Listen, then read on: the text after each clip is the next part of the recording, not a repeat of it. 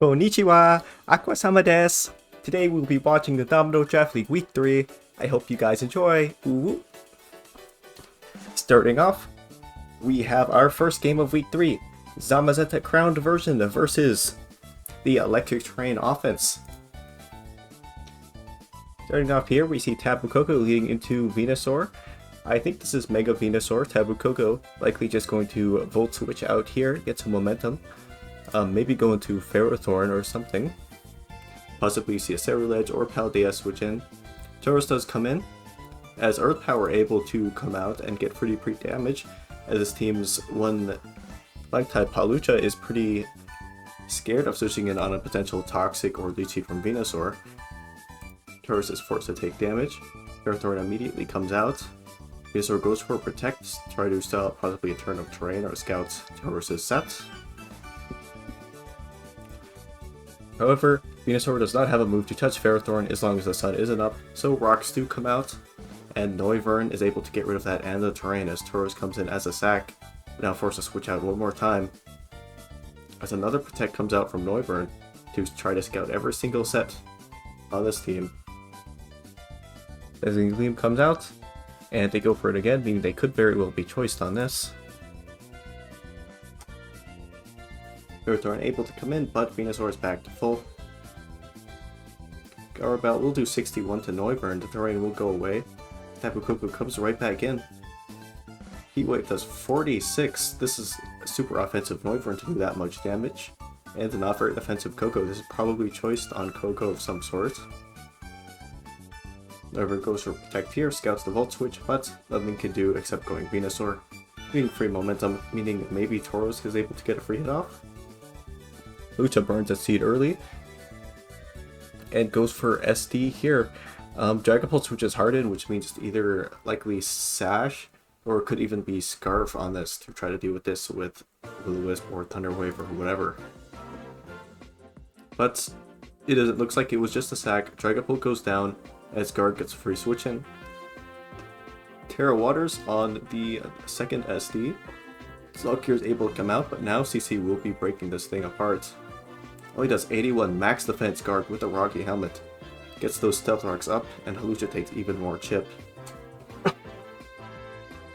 Takes more damage, and now this is in range of 1 Protect and 1 attack. This combat is gone for here. And now Hawlucha again in another 50-50. If Hawlucha-chan goes for Acrobatics here and Celesteela stays in, it will do approximately 30% to 40%. If they go for CC, it'll obviously kill. But obviously, Venusaur can switch in. So if they go for here, Noivern comes in as a mid-ground sack, as Hawlucha just goes for the CC. Try to blow it apart. Noivern goes down. That's 1 for 3, and rocks on this side. Koko does take rocks damage, leads me to believe it really is choice specs. That's 14 to Mega Venusaur. And Ferrothorn able to come in, only takes 22. We do not see leftovers on it. Skyrobolt only does 23. Looks like Ferrothorn does not have a set that can break through Mega Venusaur like SD or something like that. Celesteela able to come in. Goes for Leechy, predicting a switch as the Leechys come back out from Ferrothorn. Possibly Akaberry, and knowing it can live the Flamethrower. It just takes that Flamethrower with 11% remaining. Gets up the rocks on their side of the field. And now that's going to be really annoying for Venusaur switching in. Ceruledge again, not Boots.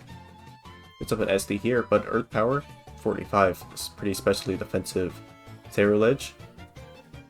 But the Psycho Cut is able to take it down. And now this looks just about over because I do not believe that Zamazenta can take this one back with that Rebellion at full. It will pop the weak armor, and Ceruledge is able to just clean up here. It will probably be able to beat down Celesteela. As we see a 5-0 victory. Very fun first battle. Hawlucha absolutely ripped a hole in this team, leaving there to be basically nothing to do to this late game. Hawlucha is a very big threat overall, so it's very tough to see what could have been done about that Mon, other than possibly preventing rocks, trying to keep a Sashmon alive.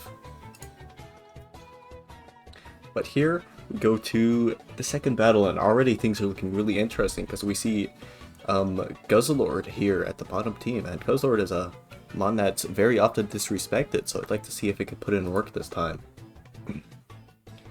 Swampert does lead into Frostlass. Takes only 38 from Trailblaze. Probably rocks are going to come out, yep. Goes for triple axe here. This is physical Frostlass, but it's doing basically no damage. As Flip Turn does 51 back with the Torrent boost. Alakazam comes back in, but Swampert is sacked from Poltergeist. I'm not sure why you went to Alakazam. We're going to switch into Swampert there. I don't see why you wouldn't go to something like Terrapagos, or even Slowbro, which would probably live the Poltergeist there. Anyway, Terrapagos finally does come in after the Swampert sack. Triple Axe does come out, but it's going to do basically no damage through the Terra Shell. As Calm Mind comes back out, Torkoal charges in here, sets up the Sun. As Earth Power immediately gets rid of it, meaning that once the Sun is gone, it is permanently gone. Slitherwing comes in trying to capitalize off of it. Photosynthesis attack. I do not know if First Pressing can KO from this rise if this is really bulky. This could also be Scarf, of course. Of course that would KO if it is here. Instead, Terrapagos goes for Rapid Spin, which means that it is probably just doomed here. But U-Turn instead comes out instead of Close Combat, which means he gets to live another day. Terrapagos, of course, now going to be finally taken down by the Solar Beam Victory Bell in the Sun with that Life Orb. Unfortunately, it's not going to be able to KO this Dragonite, as Earthquake in return takes it out of its misery. Frostlass comes in once again. He goes for Triple Axe, unfortunate miss on Guzzlord. I think this might live now that missed. Nidoking comes in, likely as a sag as Heat Crash. Gets a crit, does 69%. Ice Beam only does 21. This looks like AV Guzzlord here, able to tank that hit with absolute ease.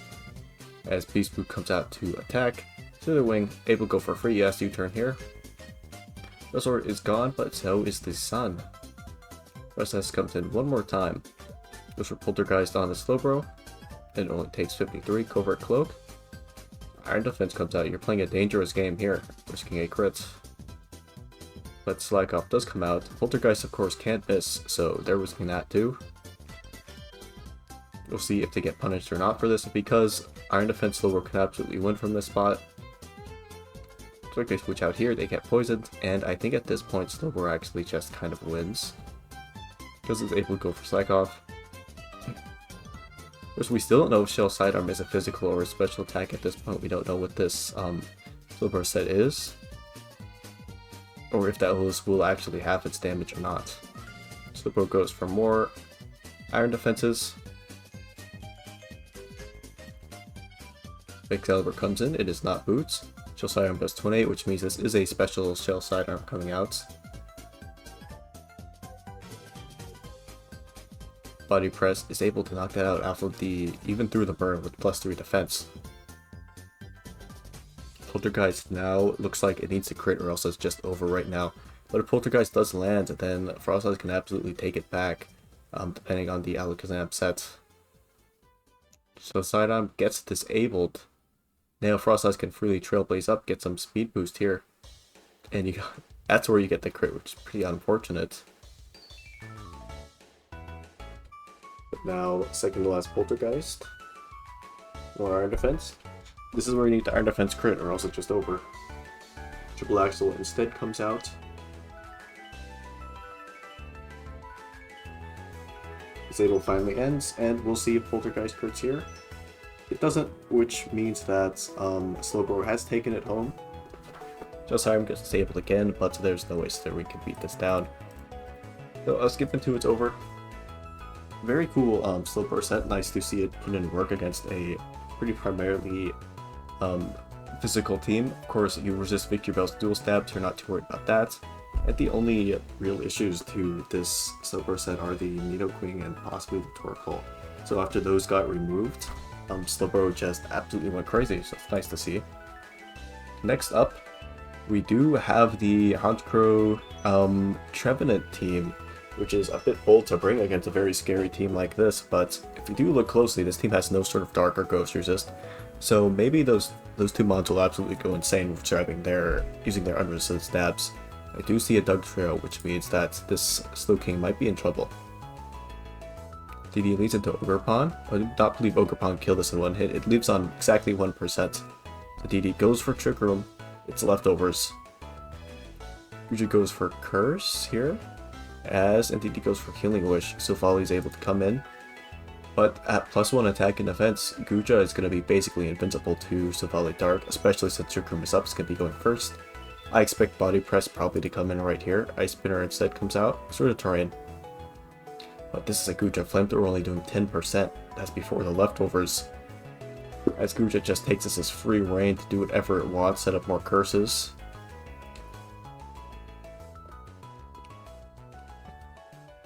Already we see +3/+3. Flamethrower doing nothing. You're just hoping for a burn at this point, hoping for anything.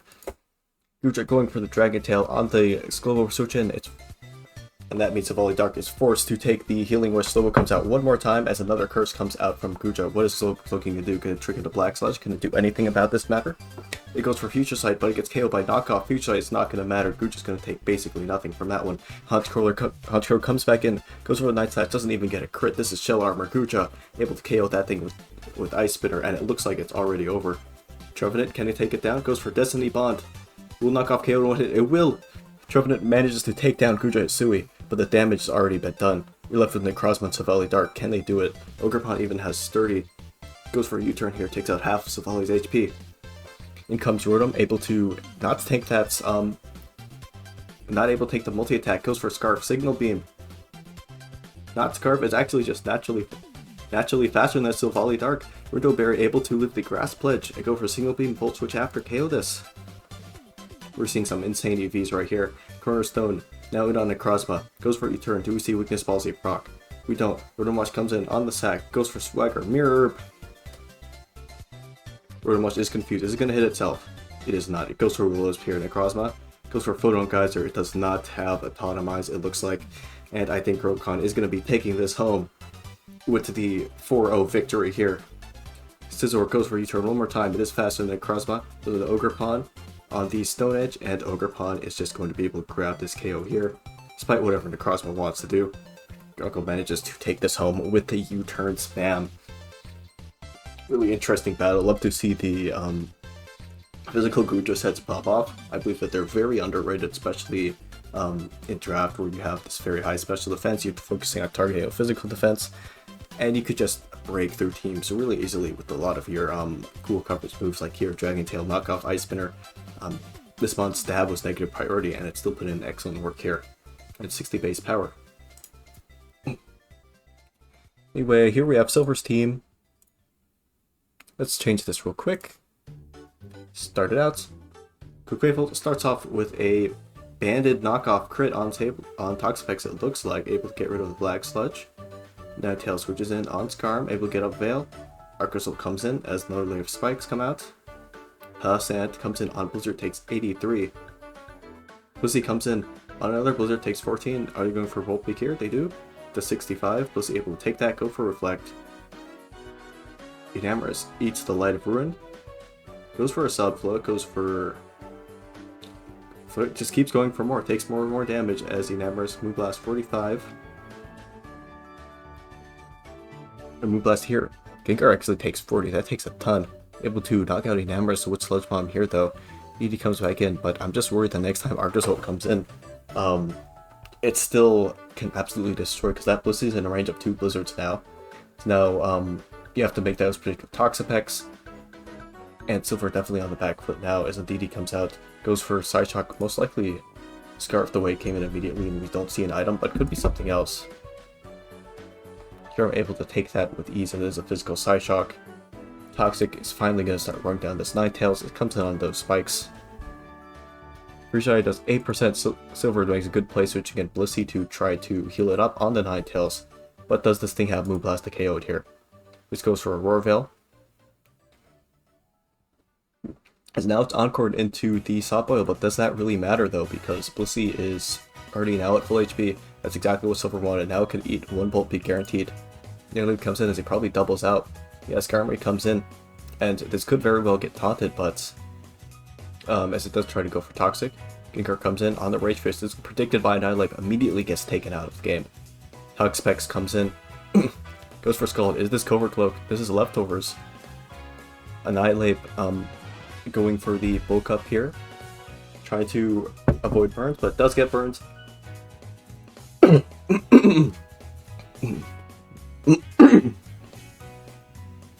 But does the burn, will it end up mattering in the end? This Annihilate basically has, after 3 Scalds, this is like a 150 base power Rage Fist. 2 Scalds I think hit it. The other one was used on something else. So this Annihilate is at 150 base power Rage Fist, and the burn will cancel out the +2 attack. So this will still absolutely destroy this Palisand here. As likely the Fluid is coming in to try to attempt to revenge kill it. This goes for Moonblast, only does 63, but Annihilate chokes. It does go for the bulk up there, probably expecting Light of Ruin to grab a double KO. But that means Moonblast basically forced 2 kills on this thing. Annihilate is out of the game entirely, and now Ninetales is too. Psyshock does nothing to Blissey. This is max defense Blissey. As this Bandit Quavel comes back out, goes for CC, does 52 to Skarmory. Toxapex is able to be able to switch on that thing for sure though, if Annihilate comes in on it. Yep, Skarmory just goes for the Predict, goes for that Roost there, gets back to full HP. Drain Punch does basically nothing, as one more Spike comes out. Toxapex finally comes in, takes 29 from that Rage Fist, but now it's able to basically just go for Skull, knock off whatever it wants. Finally KOs the Annihilate after a lot of damage. Arc Result, it would come in. Skarmory will get sacked, but Blissey is at full HP, so it is able to likely deal with it. And so is Floette, which is faster. Floette goes for Moonblast. 62 fails to KO. And now it's down to Blissey to carry the game here. Blissey's going to force to take half of the HP to knock this guy out. 69 comes in. This guy goes down. And it's ended with Quavel actually has something like Sun Headbutt to hit both Blissey and Toxapex in one slot. Quavel does come in, Toxapex switches in. Only takes 25 from knockoff, so he's going to be able to recover up. Does he make double here? He doesn't, which means 2 Psyshock's going to come out. We'll see if this doesn't help Toxapex. It does, but Pex KOs it back with knockoff. That switches out for regen one more time. Brave Bird able to knock out Blissey, give it a Moxie boost, but Blissey's massive HP stat means that Quavel actually gets taken out of the game. And if that wasn't the case, I think that +1 Brave Bird would have actually KO'd Toxapex from that range. Because it was at like, it was at 50%, and knockoff in the beginning of the game was doing 60% on a crit. Brave Bird 120 base power versus 97. So yeah, I think that definitely would have KO'd there, so. Very, very, very close game in the end. You'd love to see it. Here, this is third to last. We were almost at the end. We got the Antsy Torn team versus, we see Centiskorch over here. We'll see what he does. Likely for the Tapu Bulu, but doesn't have Stone Edge for that. Most likely. Like to assume. Rhyperior starts off by leading on Empoleon. Goes straight for the Earthquake, does 47 through Shuka as it gets taken down by Surf. Turn 1 KO. As the Antsy now knows the set, going for Earth Tower here. Will that KO? It does. This isn't very defensive. Empoleon looks like. Tickaton finally comes in. It's gonna tank. Takes 37 from the Hammer. As this Hair Cosca switches in on, it is Mega Form. Goes for Trailblaze here, boosted speed. Now it's looking dangerous, because I think, depending on this Starion set, it actually can KO this in one hit with the Rock Blast. Tapu Bulu might be able to beat it though. So here, does this have Poison Jab? This goes for Pin Missile. Bulu able to live it. Do you have a move to KO this back? Stone Edge, that is not going to KO. Make a Hair cause super high defense. Now gets the recovery boost. Before Trailblaze comes out. Kind of greedy there, but you managed to live barely on a sliver. And Bulu could get knocked out, and now I don't see an answer to this Bulu. If your Torn isn't like max defense, there's no way you're taking that Rock Blast. And Weavile, I don't think KOs with Ice Shard if you even have it. Knockout able to come in. Ice Shard, it crits here, I guess we'll never know. We will never know for sure, but Centiskor's able to come in. Go for a free attack here. It goes for sub to scout the switch. Nice play. Bleak Miststorm, able to knock out that sub, but Fire Lash is able to do a big chunk to that lower its defense, which means this Tauren definitely would have died to that Rock Blast based on this damage right here. Fire Lash. Tinkaton safe switch in on Tauren. And now it's able to go for an attack here. 3 Gigaton Hammer goes for knockoff instead as Weavile reveals Choice Band, so that probably would have KO'd Heracross then since it was Choice Band. Defenders get knocked off, but Weavile gets taken out of the game. Typically just use its Steel move. Vex Tornadoes, it looks like, from the damage that's coming out from this Heat Wave and Bleakwood Storm. Gigaton able to do a ton, but it gets taken out. And it looks like Ogerpon H-Slash should be able to take home the game. Diancie can't really set up on Ogerpon. And if worst comes to worst, then H-Slash will be able to take it out. But just misses Diamond Storm, but wins the speed tie. Woodhammer able to completely demolish it, and that's game. Next up here we have Double Sunsetters versus no T-Tar here. No T-Tars in sight. Tusk and Mamoswine. I can see how it goes here, but Tinglu looks like a huge threat. Tinglu leads off. Will-O-Wisp misses to start off, and a good start. Rocks go up. Landers is the one who chooses to switch in now. It is Heavy Duty Boots. So Ozark comes out. This is Defog. Freezing Collision is Levitate. Defog comes out. Rocks are finally gone. As your turn goes out to Mamoswine, Mamo gets Toxic. But this is Levitate Weezing. This will be able to take Icicle Crash, I believe, if it's pretty defensive.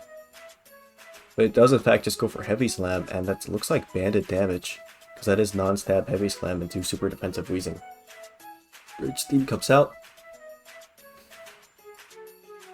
Tinglu switches in. Mamoswine goes for another Heavy Slam, forces to switch out now, back into Landorus. Does Tinglu have Ruination or something to damage this? Here, Landorus goes for Superpower, but this is of course a Tinglu. It takes that with absolute ease, as Landorus takes massive chip. But since this is Ruination, it's probably not Payback, which means it has no way to touch Landorus most likely. It could be Stone Edge though. Stone Edge might come out right here. Mamoswine switches in. Just another Ruination comes out. Mamoswine will live barely. We'll be able to get off one more banded attack. Goes for Icicle Crash. Tinglu does not get knocked out. It gets flinched, but unless this has spikes, that really didn't seem to matter here. U-turn comes out, and I just need to get Tinglu. Tinglu could have had Rust if it was, but since I see Stealth Rock Ruination, I'm kind of doubting it was Rust, because you don't have Chesto Berry, you don't have, if you have Sleep Talk, then your one attack is Ruination, so I don't see that working out very well. Ninetales forced to take the chip, but Houndoom able to take advantage of that with the Solar Power, but still does basically no damage even with the Solar Power boosted Dark Pulse. This is very specially defensive Ninetales. The Sunsetter goes down, which means all down to Charizard if you need that again. Great Tusk comes out on the Encored Flamethrower. Goes for Body Press, but Weezing gets to live. Weezing lives another day as Sun gets to that one more turn. Right Spin is able to get rid of those rocks, so which means Zark can now switch in for free. As Skeletor comes in, Headlong Rush to 65. I think Torchon will kill this in one hit, but instead Will-O-Wisp just comes out, and the Rolla Headlong Rush is non-existent, which means Skeletor is able to live another day. Rocks him out from their side, which means that this Houndoom that's already taking Solar Power damage is going to be forced to take 25% more. It's already at half HP. Charizard takes 41 from Shadow Ball. Goes for a Roost here. Another Shadow Ball comes out. Just doing over 1/3 of its HP, which is basically good enough for Skeledirge. But they go for Torchon here. Get a bit greedy because I think Quick only does 44. As Shadow Ball is able to 2 KO it. Do we see a trade here, or is the Skeledirge slacking off? It just trades. Here's a fair play. That makes Great Tusk a bit more threatening. But at this point, you don't need Skeledirge as much. Earthquake knocks it out. Tatsugiri comes in, takes rocks damage. As it could be Scarf right here. Good for Dragon Pulse. So another one. Actually KO's Walking Wake in one hit. And Grey Tusk able to come in on that. It will live one Dragon Pulse, goes for Headling Rust, but that won't do anything. And Tatsugiri will take it home with a triple KO after off the backs of Ting Lu and Skeledirge. Now we have reached the final battle of the week. So let's start this off. Do see quite a lot of fairy types here. We see Klefki and Slurpuff into Togekiss and Clefable. We'll see how that starts out. Espeon into Klefki.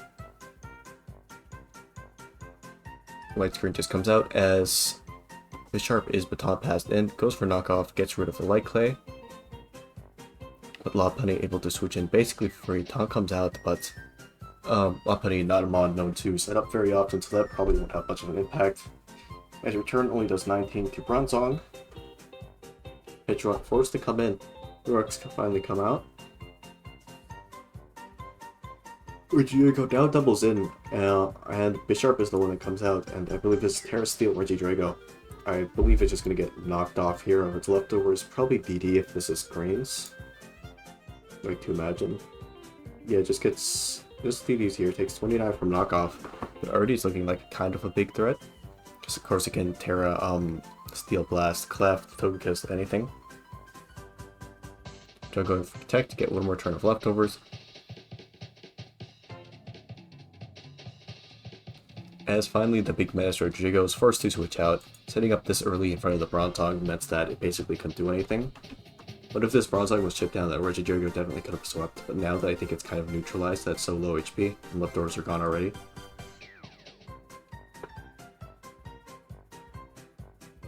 Well, it goes for Protect, this Petront goes for a Nasty Plot here, and I see no switches to Petront whatsoever. Bisharp.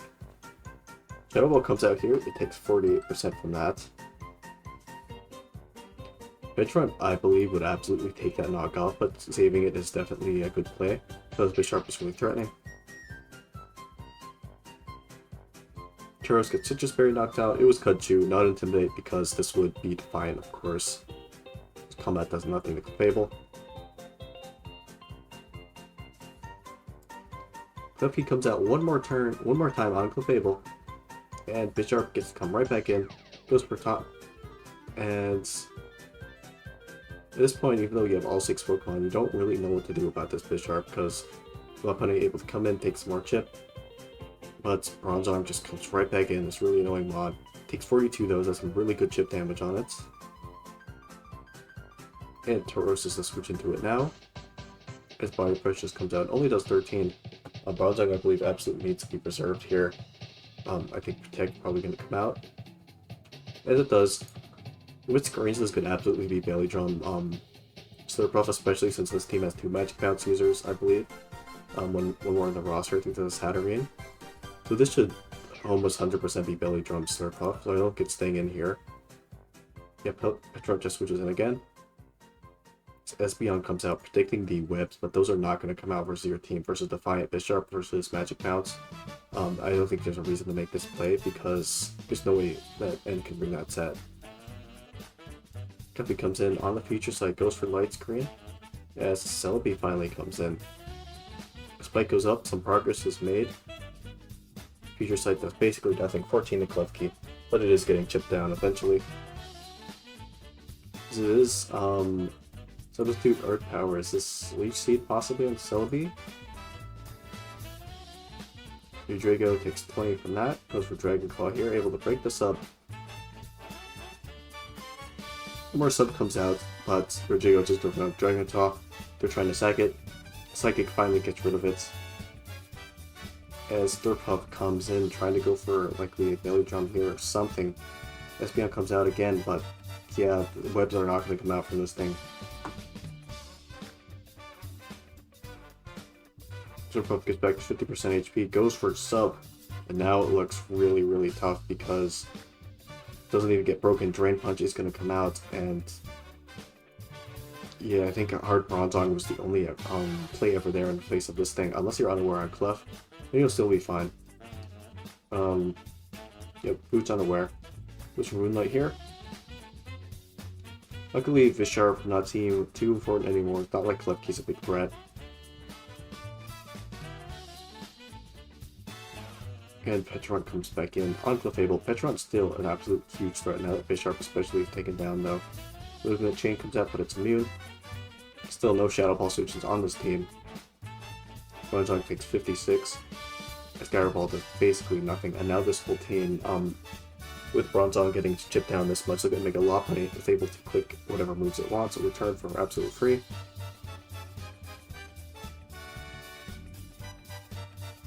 Petron's desperately trying to maintain max HP. Gets rid of the Bronzong finally. And now what do you do about this? Espeon comes in, but this isn't Boots, this isn't like choice or anything. So can you even KO Petron? Do you just take this? Because Espeon is a really big threat to this team. It just switches out to Klefki though. As Raw Psychic does come out. Only 24%. Lights Rune comes in. Slurpuff comes right back out. Pond passes Togekiss in. As Togekiss go for substitute, we're seeing a lot of substitute mods this game. We have Sub Celebi, we have Sub Togekiss, and we have Sub Slurpuff as Thunder Wave misses, unfortunately. One more comes out. I'm not sure what you're trying here. you could just kill the thing, unless this has zero attacks. That'd be interesting. Rift Crash comes out on Togekiss as another Thunder Wave. The yellow color is being spread, but I feel like you could have just gotten rid of a lot of these mods and stayed at full HP. Rift Crash slowly knocking out Tauros. Petron finally comes back in. I don't know to roost. I think I might actually just take this Thunder Wave here. Because Clefable looking absolutely insane, so does Espeon. Celebi just comes out instead. I still don't know the last move on this, but it gets KO'd anyway. Espeon forced to take more spikes damage, which means Petron answer is getting worn down now that Celebi's gone. Psychic comes out, Slurpuff gets sacked. Lopunny able to go for the return for free. See how much it does to Clef. It gets a crit of 67. Can you get the same roll again and knock out this Clef? Do. That was absolutely huge, and with that, I believe that there's we've absolutely now won with this team because Petron can come in for absolutely free and Togekiss go for completely free Malignant Chain, and Lopunny will obviously clean up Espeon in the end game. Clefy gets hacked just in case of some Thunder Wave shenanigans on Petrons. This gets paired back. Sub comes out. Does Klefki have an attacking move this time? It doesn't, just spikes. Petron comes in. Rook is fully parried, but yeah, this should be over going for a Malignant Chain here. Before Togekiss is barely hanging on through the para hacks, but finally gets taken out. And Espeon should always get taken out by Lopunny here. So, I'm gonna see that last turn, but that crit was definitely brutal. That game could have gone either way down to the end. Petron's still looking like an absolute threat, but as you saw, it's getting parried quite a lot. If it did get parried earlier, then I think there would have been a lot more wiggle room, especially with this Espeon being able to throw off pretty free psychics. Klefki can only switch in like one more time before it was dead. So that was a very, very close battle. I love to see it. But that is all of the battles for today, and I'll bring you guys back next time.